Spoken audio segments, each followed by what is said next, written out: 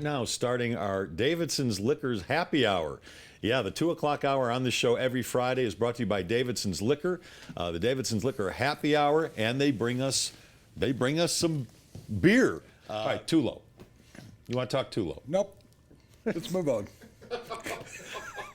Every damn segment, he said, let's talk about Tulo now. And then he starts talking about the Broncos again. It's happy hour. Why would I want to get into... So explain to me, we will. Explain to me why Dick Montfort was talking to the Post. I haven't read the story. What was the New York Post. What was this? Not the Denver Post. What was the point of the story? Here's the deal.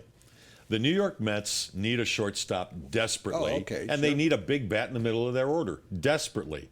The Major League Baseball owners' meetings are being held in New York right now. Oh, okay. There's been a rumor that the Mets have been trying to pry Tulo from the Rockies and have made a number of calls to try and get Tulo to come to make a trade to the Mets. And Dick Montfort said to the New York Post just in the last 24 hours, here's the graphic, here's the quote, Dick Montfort on Troy Tulowitzki possibly being traded to the New York Mets. It's not happening. I can't speak for him, but yeah, we want him. I think he's strong, and he's worked hard, and he'll be back. He'll be Tulo of old. Go ahead. What a great graphic, because it's Dick Montfort and Tulo leaning over the dugout rail and shaking hands with Dick Montfort. That's kind of interesting. Well, that makes sense of if he's in New York and some guy got him in a hallway. And it's the Mets who want him. Yeah. And so I understand now why I talked to him. I guess we made a mistake, and I apologize. We made a mistake by not sending a bunch of people to New York. Maybe we did. Patrick Saunders probably went there, and he walked right around him because he doesn't like talking to the Denver Post. He loved talking to the Rocky Mountain News because they were part owners of the team, and they had a couple of lackeys who were Rocky's lackeys and who actually went to work for the team after the Rocky folded. I think that he's right. He loves Tulo. I don't know that he said anything about, nobody asked him about Gonzalez, Cargo, but I would think if somebody's going to go now, if there's a team out there, and I've heard no interest whatsoever in Gonzalez. Are you? I think I've heard no rumors concerning Carlos Gonzalez. I think that people are afraid that he may not get back to where he was before he had all the hand problems. And he's getting paid a lot of money. And knee surgery. Yeah. And so that could be a question. But Dick Montfort, here's the thing about Dick Montfort. He's a fan. He looks at it as a fan. He wants Tulo to be here because he's a fan of Tulo. Well, yeah. But also that he's a guy who can bring people to the ballpark. Because nobody, I told you before we started the show, Cargo, people don't go out to see. He became well known here because of the Taco Bell commercial.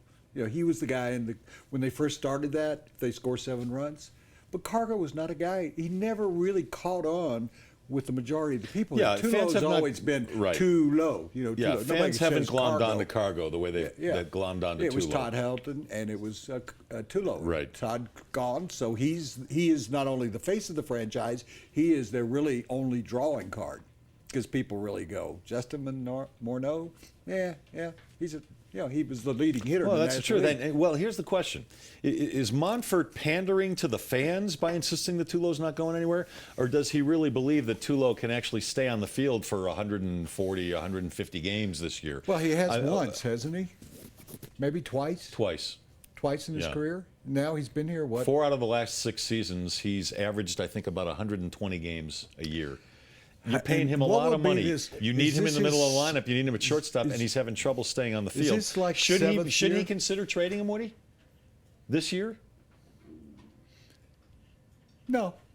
No? You think he should stay? You got to have some. Well, here's what I believe. Doesn't it depend on what you get back in return? No, I hesitated, Les, for one reason. Why? Yes, he should be here, but they should get some people with him. I mean, okay, you trade him. What do you get? You get some prospects back. Well, guess what they've done with their prospects? But it's a different general manager now. The last general manager and Guy Vett, the assistant GM, didn't draft well and couldn't develop. How do you know that the new guy isn't going to do a better job with that?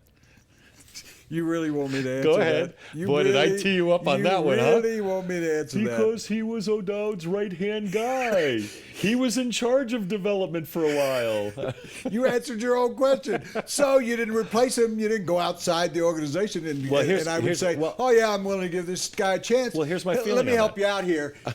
This guy's had his chance. Well, here's my feeling on that. He was part of the problem. Can I tell you something? He was part of the problem. Yeah, but if you drill down a little deeper, you find out he disagreed with a lot of what Dan O'Dowd and How do I know did, that? But they wouldn't. How do I know that? I know this. They would not listen to him. I said, how do I know it? I guess I now know it because you're telling me. You got to trust me. Okay. They would not listen to him. Now he's going to be able to do it his way, and he's going to put his people in place. And I think you're going to see a different manner of drafting and developing. How is that working out so far? Well, since he took over.